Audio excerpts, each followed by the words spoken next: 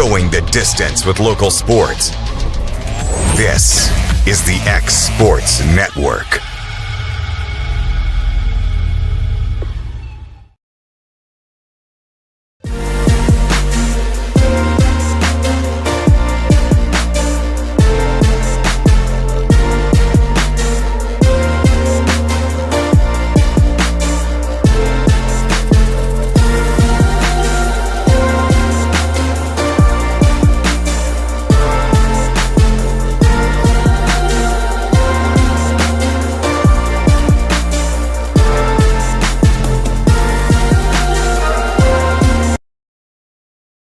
Hey everyone, this is Landon Saunders. And this is Nate Patterson with Cloud9 Fiber. We're excited to finally be able to offer Lawrenceburg our blazing fast, reliable, and affordable fiber internet services. If you're looking for a more reliable and more affordable provider, we at Cloud9 Fiber have you covered. Plans start at $50 a month, and we can offer up to a gigabit to your home or business. We are excited to be able to offer your first month of service entirely free. We encourage you to sign up on cloud9fiber.com or by calling 931-201-9098 so we can help you make the switch today.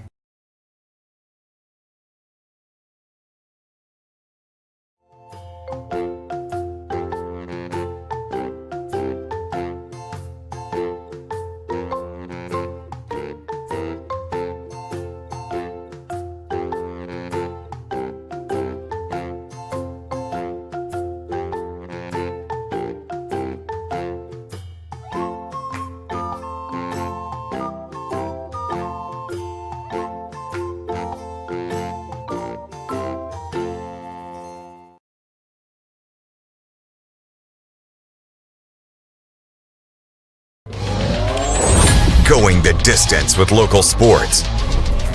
This is the X Sports Network.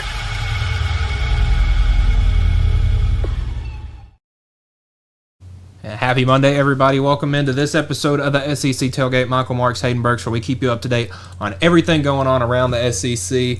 And we actually got this is our first show of August, obviously, and Hayden, we got football this month. We get college football back this month. I mean, obviously it's at the end of the month, but it just feels great. All the teams are out there practicing. We're getting preseason hype lists, stuff, this, that, and the other. So it's definitely a good feeling. That and school. Today is the first day of school in our area, so looking forward to that. We obviously going to be having volleyball coming up and football, but everybody loves college football. Yeah, so I'm excited for it. And the feeling outside, you got the mid 70s and cloudy, so it's starting to feel like fall. So we'll start into the headlines. Preseason All-SEC cornerback Jermod McCoy was back on the field doing some change of direction drills last Thursday. Step in the right direction as he looks to return from that ACL injury and help bolster up Tennessee's defensive back situation. Obviously, with Boo Carter missing some time, obviously he's trying to gain the trust back of his teammates. So, Tennessee could have a very, very good secondary if those two guys both return. Tennessee offensive coordinator Joey Halsley said that Tennessee has, quote, made some changes to the offensive playbook for the 2025 season. From some fans, watching the games last year, the offense did tend to look a little slower at some points than typical than we're used to. That also kind of sparks my mind. One, is it a good thing or is it a bad thing?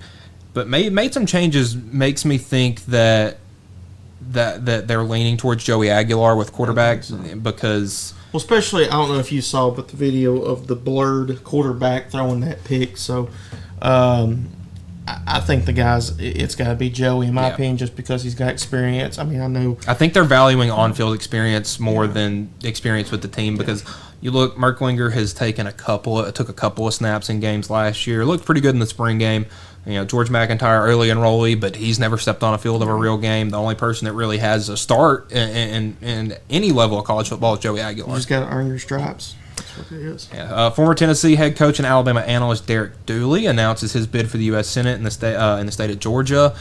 I mean, we talked about it on our show earlier. It's strange, but I mean, crazier things have happened. So. Yeah, I mean, obviously his time at Tennessee wasn't great. Many people blame him with the start of that downfall that was the decade of the 2010s. Yeah. So he had a hard time with running a football team, but obviously the new Dooley name carries a lot of weight in Georgia, so maybe that'll help him out. He's trying to be for the people, for Georgia, so more power to him. And maybe we'll have some more updates on this as it comes. So clean old-fashioned hate. A little bit more Georgia news. That's the Georgia versus Georgia Tech rivalry game. It's one of the most underrated rivalries, I feel like, especially with the game we got last year. 8 overtimes. Yeah, it's been played almost exclusively on the school's campuses since 1893, and this year it is being played at Mercedes-Benz Stadium in Atlanta. Needs to. Are you a fan, or do you dislike the idea of big rivalry games being played at neutral sites? I like the idea of them doing it this year just because how competitive it's been.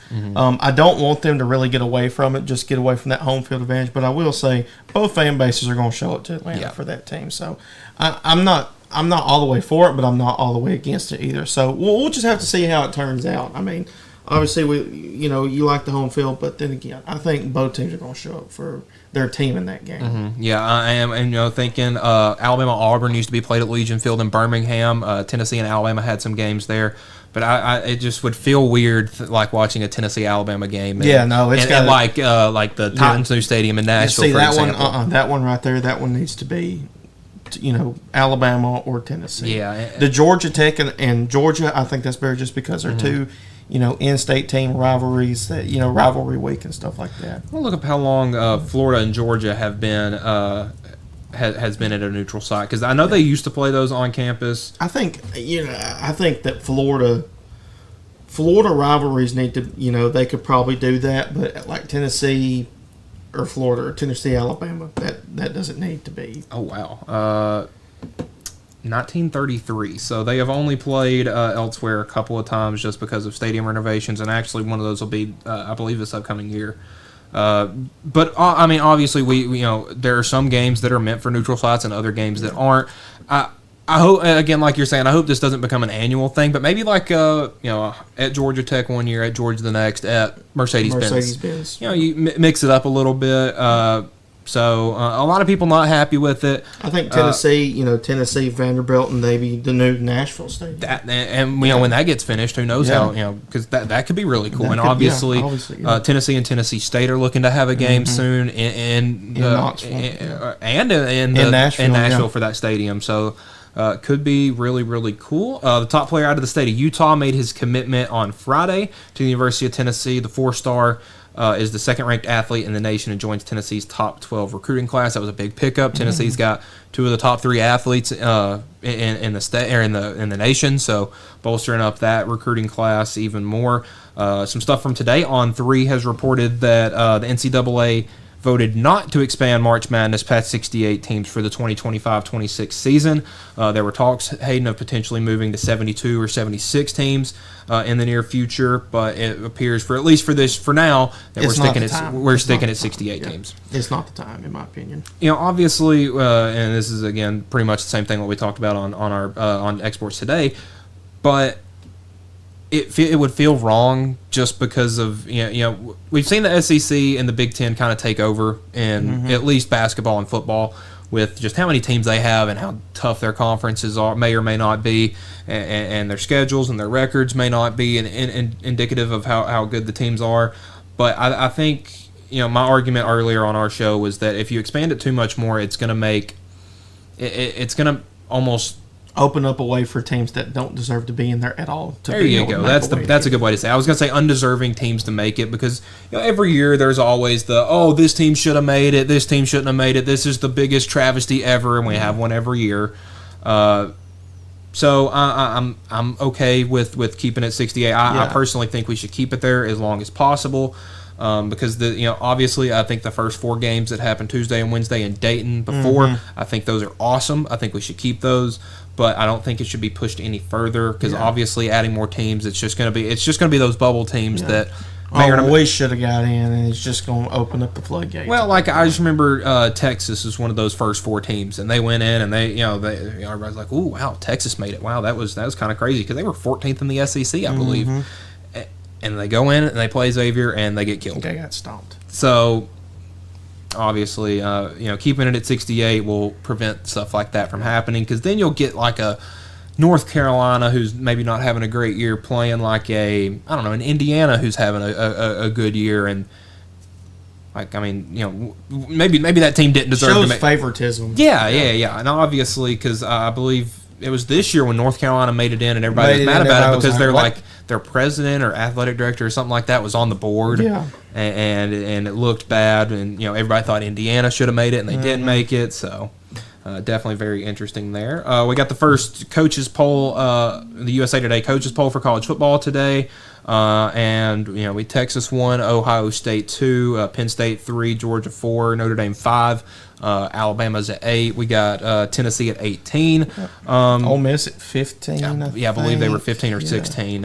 Florida at 17, Indiana at 19. I just remember the teams that are kind of around. Texas A&M 23 or 22, something like that. Yeah, so Boise State rounded out the top 25. Yeah, so definitely, we got a starting ground now for where pretty much every ranking is going to be based on from here on out. I'm kind of I don't remember if you're when Dusty and Quint were talking about it on Exports Live. I believe it was, I don't know if it was last week or the week before last, when we were talking about, I don't think rankings should come out till week 4 or 5. Yeah. Because it puts an unfair advantage on these teams that come out ranked higher early. But we could have our first ever number 1 versus number 2 matchup in week 1, with Texas heading to Columbus to face the defending national champions, Ohio State. And Ohio State was the team that knocked Texas out, I believe, of the Sugar Bowl? Yeah, I believe it was the Sugar Bowl in this year's playoff in the Final Four. The Cotton Bowl was Texas and Arizona State, so it had been the Sugar Bowl. Yeah, I believe it was the Sugar Bowl. But we're getting a rematch of a Final Four game. I mean, I think it's very exciting. So, Arch Manning will have him taking his first, I guess you could say, real start at Texas. He made some as the QB1. Yeah, he made some starts last year when Ewers got hurt, but he's the man. He's the man now, and he's going to be heading up there. Again, Ohio State doesn't really know who they're going to have at quarterback. Would it be Julian Sayin, the transfer from Alabama? Who knows? I mean, obviously it's going to be a much different look. There's going to be no Will Howard, no Travion Henderson, no Quinshawn Judkins, but they still got Jeremiah Smith, and they still got Cornell Tate. So I think they'll be fine. Yeah, Ohio State will probably be fine, but we're going to see the teams that have probably spent a combined $80 million on their teams do war in Columbus week 1. That will be the big noon kickoff on August 30th. But I will be watching Tennessee and Syracuse. Yeah, absolutely. All right. So when we come back, we're going to finish out our last 4 teams year in review, and then we'll give you the final rankings coming up next here on the SEC Tailgate. What really matters during the ball game, we're at that point in the season where some are just beginning, some have already ended, and others are at that point where it's either win or go home. Depending on what your perspective is, it changes everything, doesn't it? In 2 Corinthians 4 and verse 18, we're reminded we don't look at the things that are seen, but at the things that are unseen. For the things that are seen are temporary, but the things that are unseen are eternal. Keep your focus, keep your perspective on the right things, the things of God, the eternal things. And that message brought to you by your friends at the Leoma Church of Christ. Since 1955, Evers Construction has been the company folks have trusted for residential and commercial construction projects. Today, Evers is still the leader in building and is just as committed to maintaining. From residential to commercial and industrial, Evers' team of experts stands ready to install, service, and repair all your HVAC and plumbing needs. Specializing in leak repair, maintenance, air duct cleaning and repair, air handler service, drain cleaning, gas line work, emergency unit repair, inspections, and more. Evers Construction offers a preventative maintenance package to keep your home or business cool in the summer and warm in the winter. Trained, trusted, reliable. For more information or to schedule an appointment with the pros who know, phone 931-762-3593 or visit eversconstructionco.com. Evers Construction Company in Lawrenceburg, Tennessee.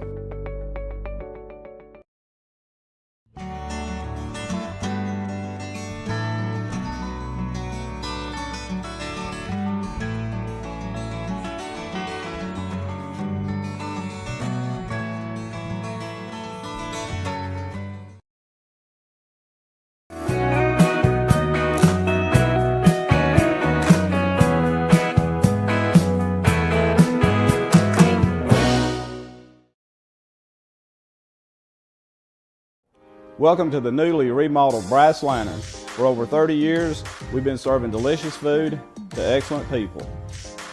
Brass Lantern takes pride in authenticity, serving fresh, homemade food to please any member of the family.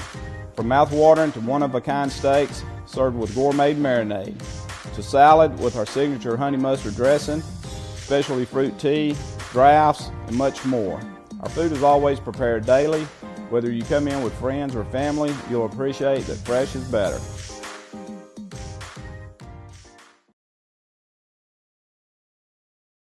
There are now more ways to save at Quick Mart. Become a Quick Club member and easily earn rewards on qualifying purchases at Quick Mart convenience stores using the Quick Club app, available in the Apple App Store and Google Play. To save on fuel for work, use the Fuel Rewards Pro app to earn 5 cents a gallon on work fill-ups and redeem the savings for yourself. To get started, visit fuelrewards.com/pro or download the app in the Apple App Store and Google Play.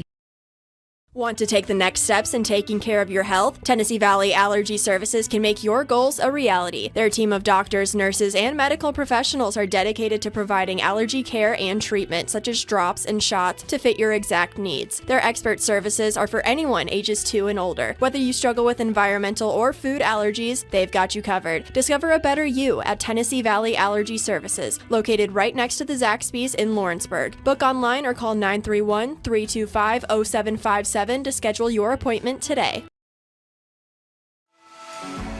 For decades, First Class Charter has provided high-quality motor coach transportation services to the Tennessee Valley. With numerous safety and cleanliness accreditations, First Class Charter is ready to make your group trip a reality. Contact us today by visiting firstclasscharter.net. First Class Charter, the official motor coach company of the North Alabama Lions.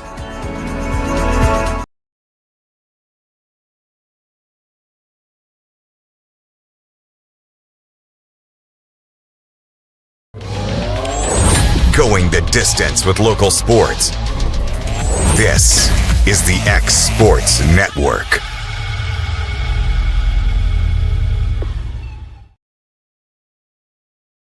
And welcome back to SEC Tailgate. Michael Marks, Hayden Burks, and we are continuing, and this is actually the conclusion to our year in review series that we've been doing over the past, it's been close to 2 weeks now.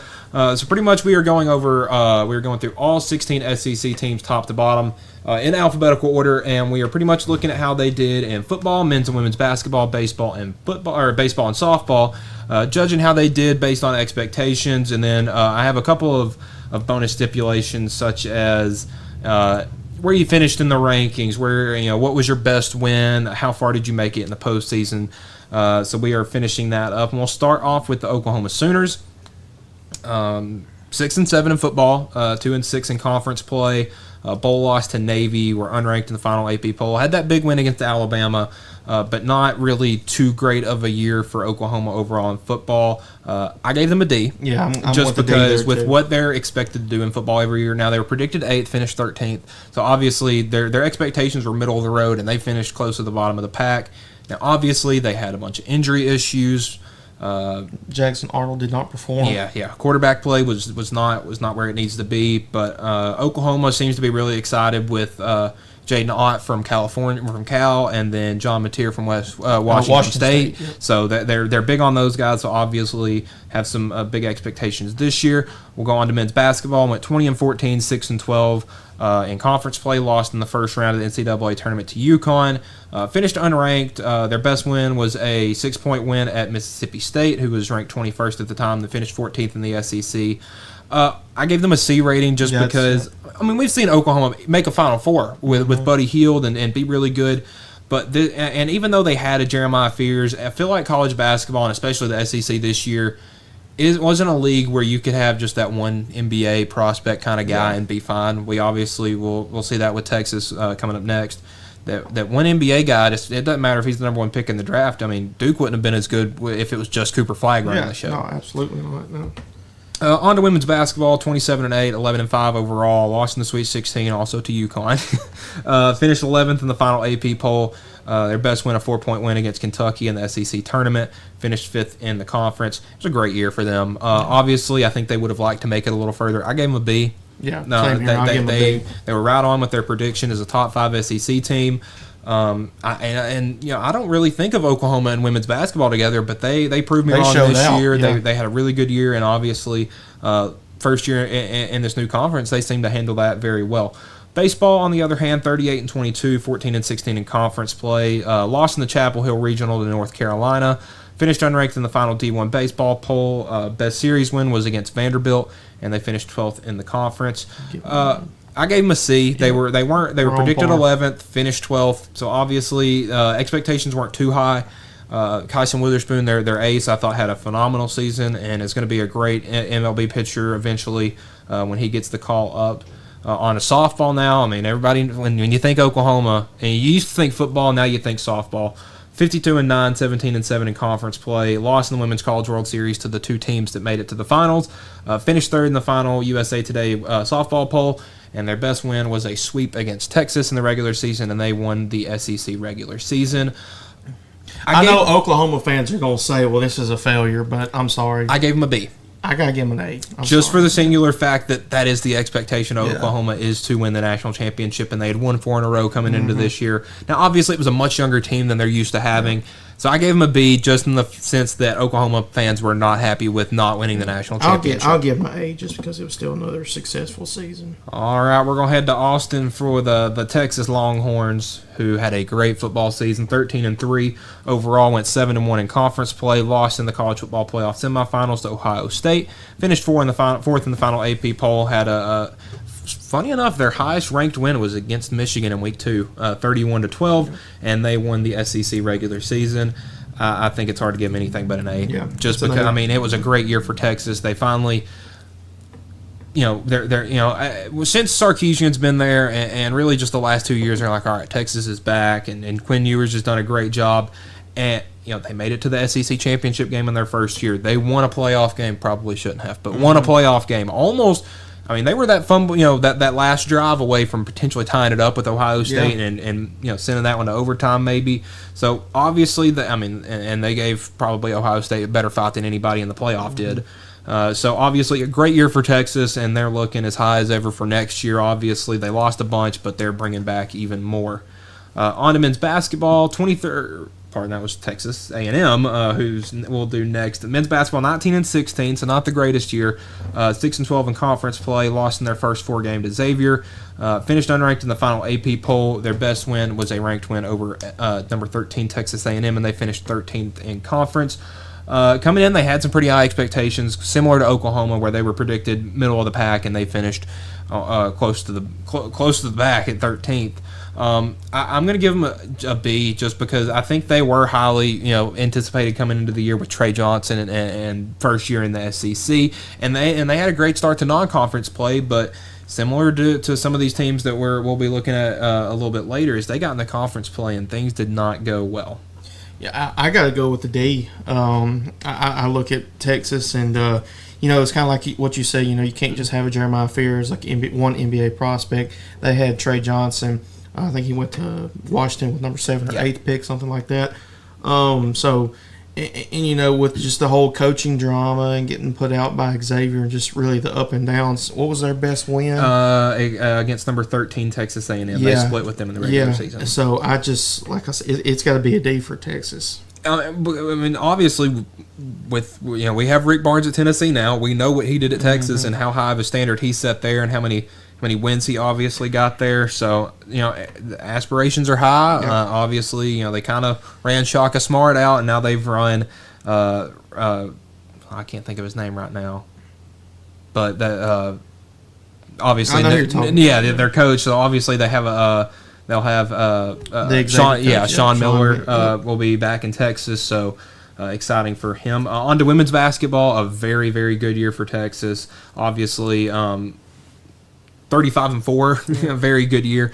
We're one of those kind of upper echelon teams, 15-1 in conference play. Lost in the Final Four to South Carolina, who was the team that kind of had their number this year. They finished 5th in the AP poll.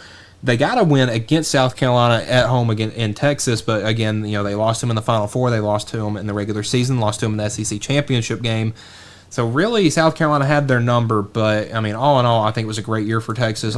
Obviously, their women's basketball tradition is very good, and I think they even bolstered that with how dominant they were in the SEC this year. So I gave them an A. Yeah, absolutely, and beating South Carolina too at home, that was a big win for them, like you said, their biggest win. So I got to give them an A as well. All right, Texas baseball, 44-14 overall record, 22-8 in conference play. Lost in their home, the Austin Regional, the UTSA, who ended up making a pretty good run. Finished 17th in the final D1 baseball poll. Their best win was a series win against LSU in 3 games, and they won the SEC regular season. I had a hard time giving them a grade just because I almost look at the regular season and postseason as 2 completely different things. Because they were predicted to finish 8th in the SEC, and they won the whole thing. So that was great. And they were number 1 in the nation. And they were number 1 in the nation heading into the to Hoover.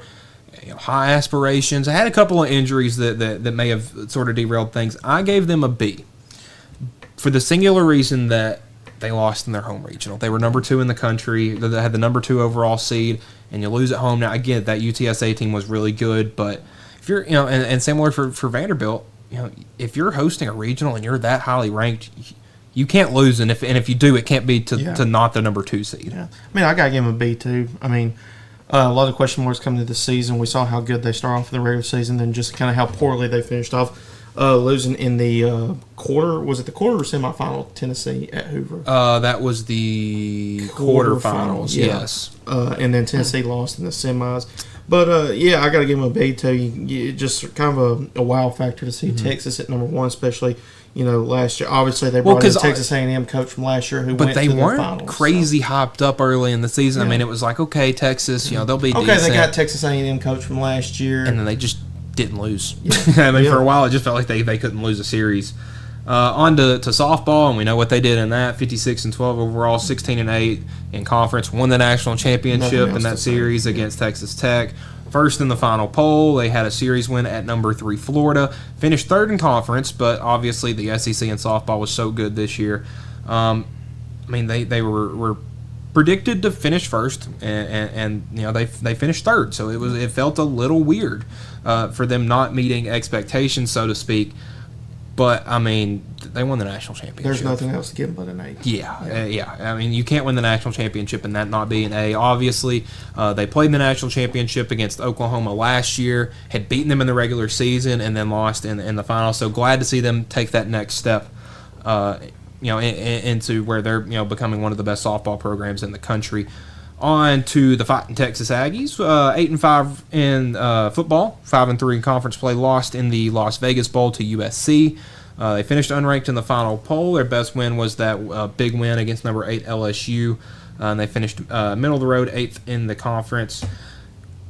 They were predicted to finish 9th in the SEC coming in. You had first-year head coach Mike Elko. You were kind of afterthought. Nobody was looking at Texas A&M as being anything crazy. I gave them a B. Yeah, because they came out, that first game against Notre Dame, and Notre Dame kind of handled them. But it was a very physical game, and you're like, okay, maybe this Texas A&M team is something. They went to the Swamp, and Marcel Reed torched the Gators, and they had that big win against LSU. They looked competent against Alabama.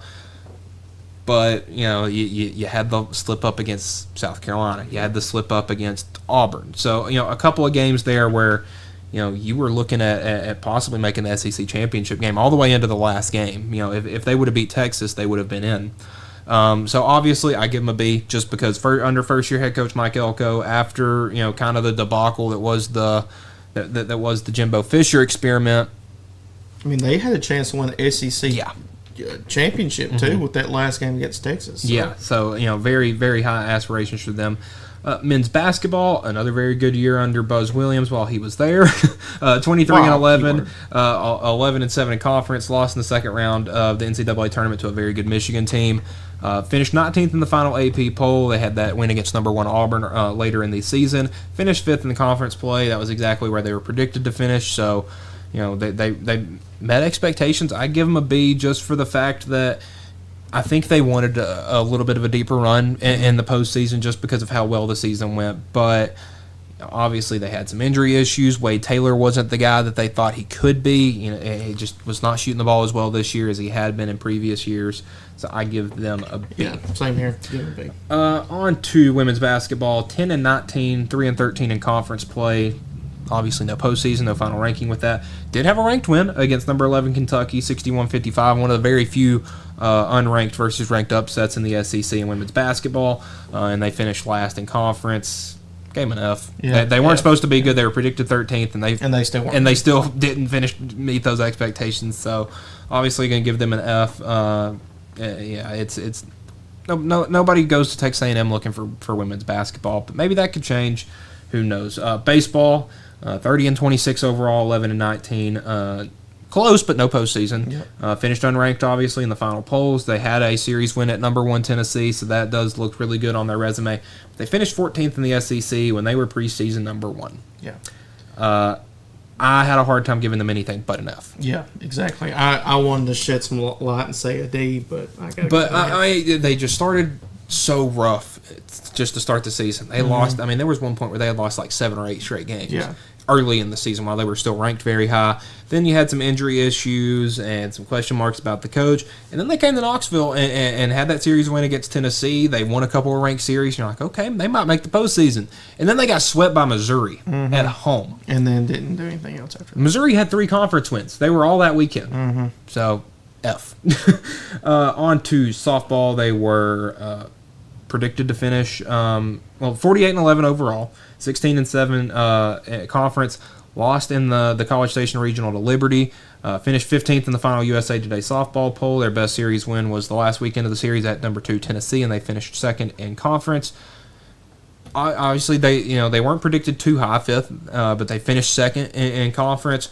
Were number 1 team in the country for a good part of the season, but they lost in their home regional. It's similar to the way Texas baseball did, so I gave them a B. Yep, just because they exceeded expectations when it came to regular season, but the postseason, the whole new animal, and you could tell they weren't ready yet. Yeah, I mean, I totally agree with you. It's weird that the number 1 team loses. If they would have made it to the Super Regional, I'd say an A. Yeah, but losing to it's B. Yeah. All right, on to the Commodores. Vanderbilt they will round us out, the 16th team. Football, 7-6, 3-5 in conference play. Won the Birmingham Bowl against Georgia Tech. That was an exciting game. Finished unranked in the final AP poll. Had that big win against number 1 Alabama, and they finished 12th in the SEC. Feels like they finished so much higher, because of the hype they're getting into this year. But obviously, we've seen what Clark Lee's done at Vanderbilt. They were predicted to finish last by a pretty good margin in the preseason media polls. They finished 12th. I gave them an A. Yeah. Now, obviously, they had that loss to Georgia State early in the year. That was before we knew what they were, and then they went on that run. But just that middle part of the season where they beat Alabama and they were close to beating Texas. They beat Auburn. They were close to beating beating LSU in the Swamp. I mean, they were a scary team to play for a while. You didn't want to play them. I'm going to give them a B. With Alabama with me. Yeah, but mine would be a B plus if we were doing that. B plus, obviously, yes. On to men's basketball, under first-year coach Mark Byington from James Madison, went 20-13, 8-10 in the SEC. Lost in the first round to St. Mary's, who ended up being a very good team this year defensively. Finished unranked in the final AP poll. Their best win was against number 6 Tennessee, 76-75. That was a tough game to watch. Yeah. Finished also 12th in the SEC, and similar to football, they were picked dead last and exceeded expectations. Made the NCAA tournament, and similar to their football team, there was about a week and a half there where they were just beating everybody. I mean, they were beating Texas. They were giving giving Alabama a run for their money. Florida. I mean, obviously they beat Tennessee once, and it was close the second time. Yeah, if it weren't for that second half for Sakai Ziegler, I was at that game. Yeah, and that was wild. I'm glad I wasn't. Had the flu. It wasn't by choice. But I'm giving them an A in basketball too, just because of where they were the year before. Yeah, I think I have to give them an A as well. To make the tournament. I figured if Jerry Stackhouse couldn't have turned them around, then nobody could.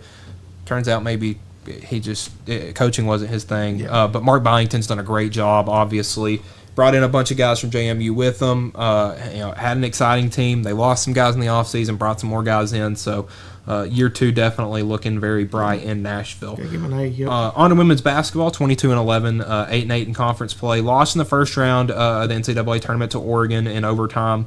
Finished unranked in the final AP poll. Their best win, also a 1-point win against Tennessee and Nashville the day after the men's game. Finished rough weekend for the boys and girls in orange. Finished 8th in the SEC. Had a really good year. I mean, obviously last year I think was kind of their breakout moment. So, I mean, aspirations weren't sky high, but they were kind of middle of the road where they finished. I gave them a B. Yeah. If they would have made a little bit more of a run in the tournament, which I think that's probably their next step, you can maybe look at an A, but just for right now, a B. I'd say last year was a C, and then this year's a B, and then maybe next year we can say an A. Yeah, but I'll say a B. Make a little run to the Sweet 16. Who knows? Who knows? On to baseball, 43-18 overall, 19-11 in conference play. Lost in the Nashville Regional to Louisville and Wright State. Finished 18th in the final D1 baseball poll. Their best win was a sweep against Georgia, number 5 Georgia, and then finished 4th in conference. I look at them in a very similar light that I look at Texas. They were Texas and Texas A&M softball. Yes. They were very highly ranked. I mean, Vanderbilt was the number 1 overall seed coming out of Hoover after they, pretty much ran through everybody in Hoover in the SEC baseball tournament. And then they get home and they had that first game against Wright State, and Wright State was beating them for, I believe, 6 innings of that game, and then they pulled their starter, and the bullpen did its thing, and gave up a couple home runs.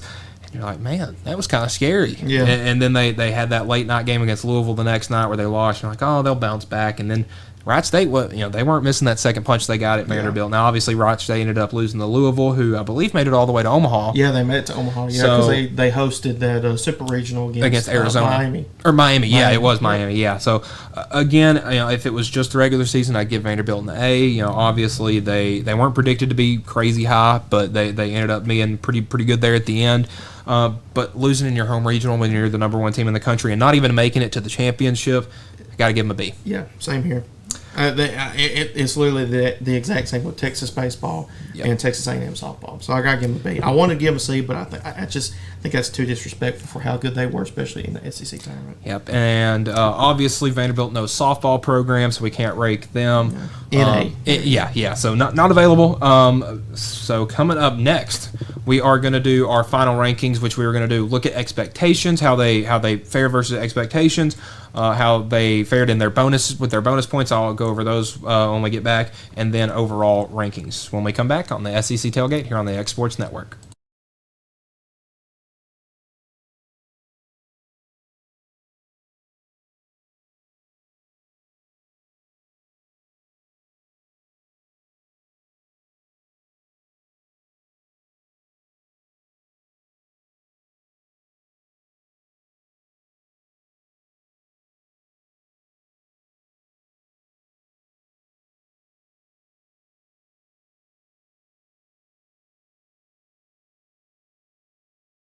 Working with Gina was great because she really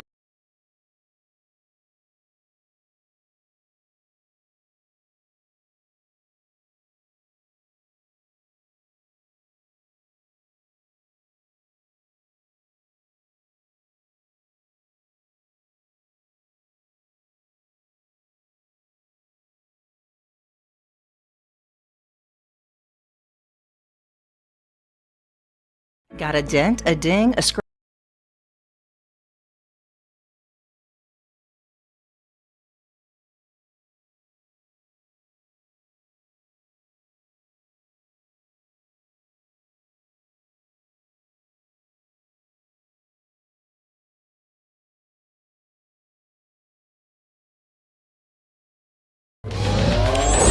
Going the distance with local sports. This is the X Sports Network. And welcome back to the SEC Tailgate, our final segment here.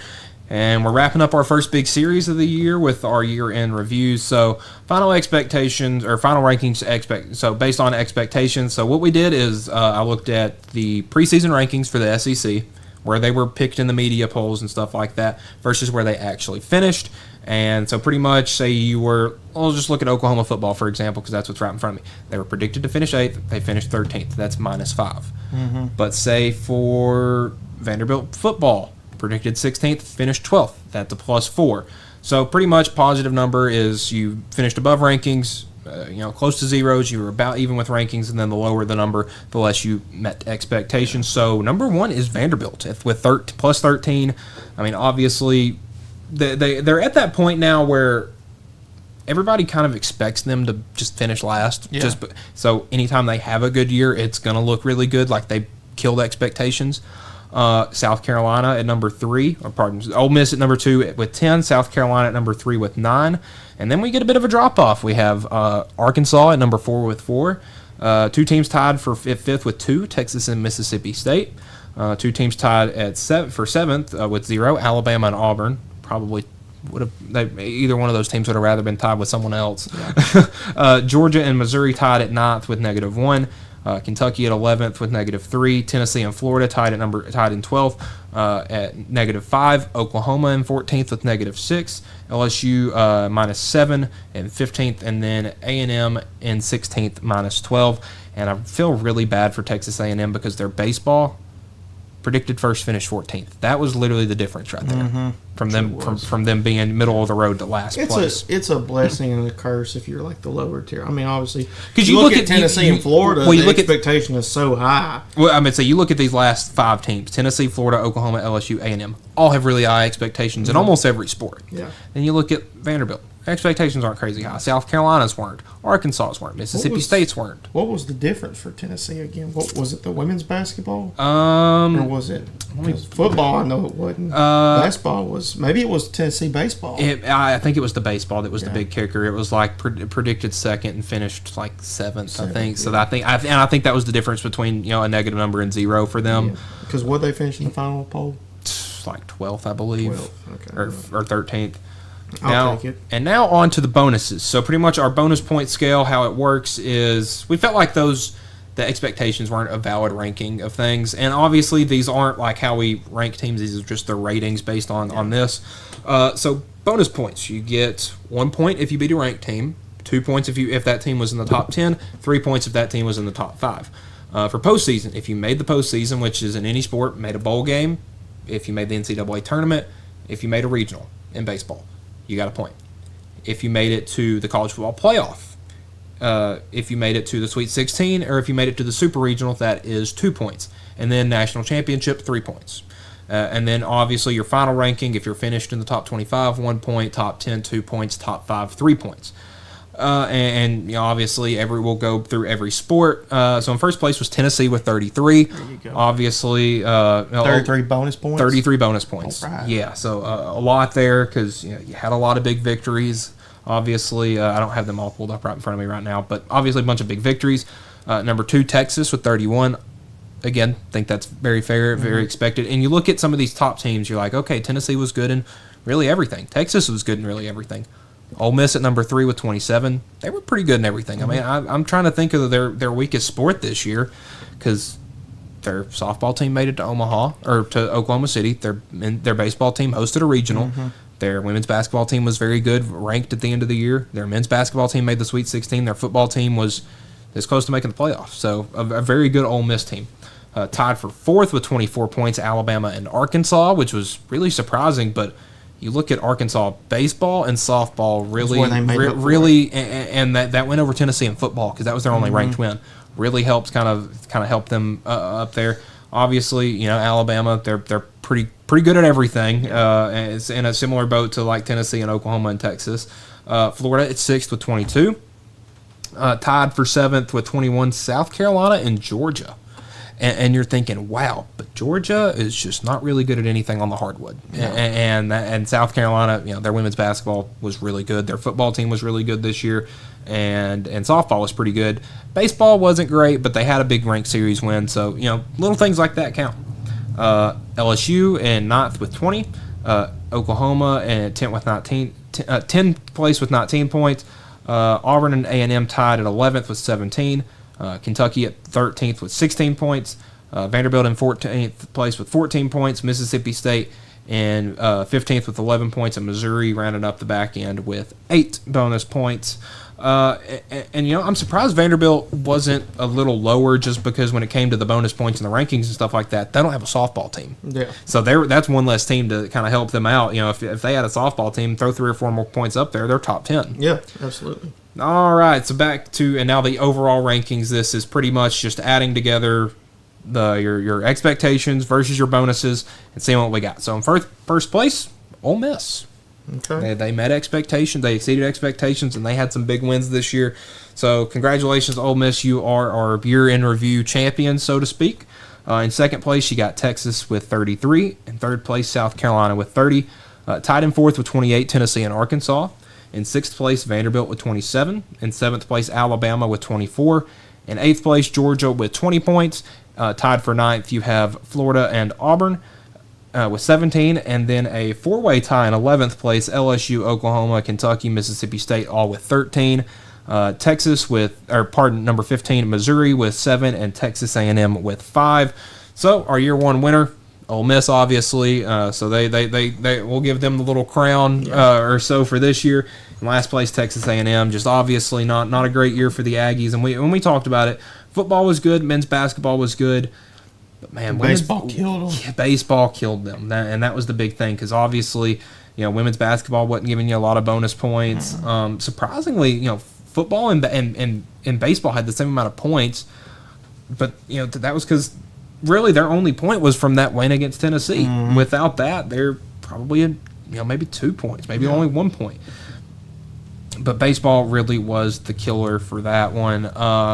So yeah, that was our SEC year in review. We'll start doing that. We'll do it a little earlier in the summer next year, obviously, right when baseball ends, kind of be fresh on our minds. But yeah, I mean, you learn a couple things. You learn some expectations for some teams, what teams are looking to do in the future, where teams have been. So that will conclude our SEC year in review. Coming up on Wednesday, we are going to do a little SEC basketball preview. I've been working on, kind of looking at what some teams got coming up this year. So that should be fun. So for Hayden Burks and Michael Marks, this has been the SEC Tailgate. We'll be back on Wednesday. Going the distance with local sports. This is the X Sports Network.